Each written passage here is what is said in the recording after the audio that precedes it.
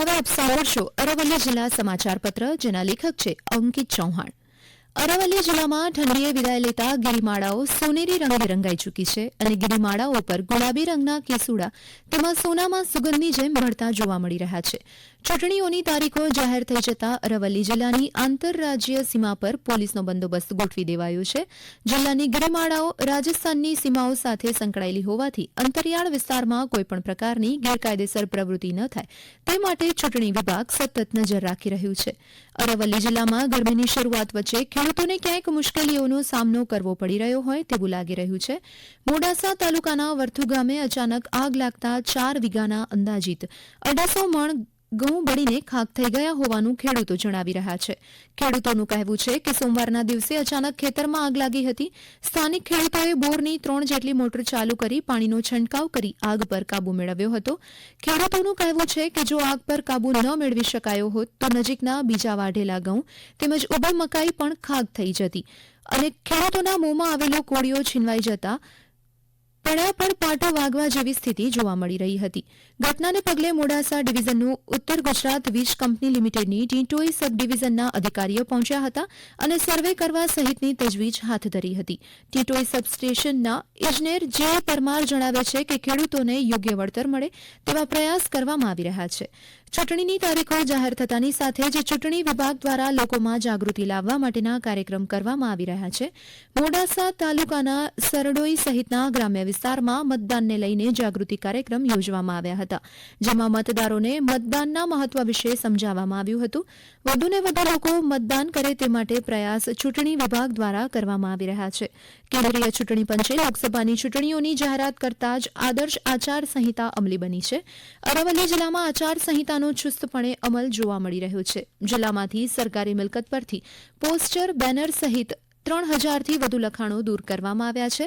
જિલ્લાની સરકારી અને ખાનગી મિલકત પરની પ્રચારાત્મક સામગ્રીઓ હટાવવાની કામગીરી શરૂ કરી દેવામાં આવી છે, જે અંતર્ગત અરવલ્લી જિલ્લાના શહેરી અને ગ્રામ્ય વિસ્તારમાંથી સરકારી મિલકત પરના કુલ 1187 પોસ્ટર અને 750 બેનર્સ દૂર કરવામાં આવ્યા છે.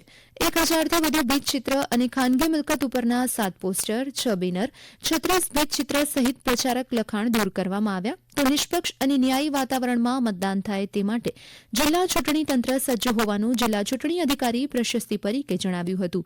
તેઓએ જણાવ્યું કે ચૂંટણી જાહેર થતાં જિલ્લામાં આદર્શ આચાર સંહિતા અમલી બની છે, જેમાં જિલ્લામાં પોસ્ટર, બેનર્સ અને હોર્ડિંગ્સ દૂર કરવાની કામગીરી હાથ ધરવામાં આવી હોવાનું પણ તેમણે ઉમેર્યું હતું.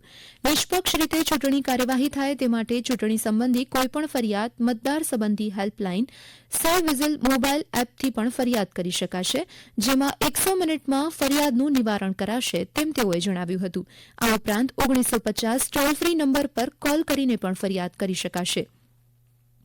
અરવલ્લી જિલ્લામાં 3 વિધાનસભા મત વિસ્તારનો સમાવેશ થાય છે, જેમાં બિલોડામાં વિધાનસભા વિસ્તારમાં 400, મોડાસામાં 316 અને બાયડમાં 331 મળી કુલ 1047 મતદાન મથક કાર્યરત થશે, જેમાં જિલ્લાના 4,27,141 પુરુષ, 4,12,165 સ્ત્રી તેમજ 22 અન્ય એમ મળી જિલ્લાના કુલ 8,39,325 મતદારો પોતાના મતાધિકારનો ઉપયોગ 7મી મેના રોજ કરશે, જેમાં 18,450 મતદારો 80થી વધુ ઉંમરના, 219 મતદારો 100થી વધુ ઉંમરના અને 5,468 દિવ્યાંગ મતદારો હશે. આ સાથે જ 23,892 યુવા મતદારો પ્રથમવાર પોતાના મતાધિકારનો ઉપયોગ કરશે. જિલ્લામાં 21 સખી મતદાન મથકમાં મહિલા કર્મચારીઓ કામગીરી કરશે. આ ઉપરાંત જિલ્લામાં એક યુવા કર્મચારી મતદાન મથકની રચના કરાશે. આ સાથે જ દરેક વિધાનસભા દીઠ એક દિવ્યાંગ સ્ટાફ સંચાલિત અને એક મોડેલ મતદાન મથક પણ કાર્યરત કરાશે. જિલ્લા ચૂંટણી અધિકારીએ વધુમાં ઉમેર્યું કે ચૂંટણી ખર્ચ પર નિયંત્રણ રાખવા ફરિયાદ નિવારણ કમિટી તથા ચૂંટણી ખર્ચ પર દેખરેખ નિયંત્રણ રાખવા જિલ્લા ખર્ચ નિયંત્રણ કમિટીની રચના કરવામાં આવી છે. આ સાથે જ અરવલ્લી જિલ્લા સમાચાર પત્ર સમાપ્ત થયો, જેના લેખક હતા અંકિત ચૌહાણ. પ્રસારણ આકાશવાણીના અમદાવાદ, વડોદરા કેન્દ્ર પરથી કરવામાં આવ્યું.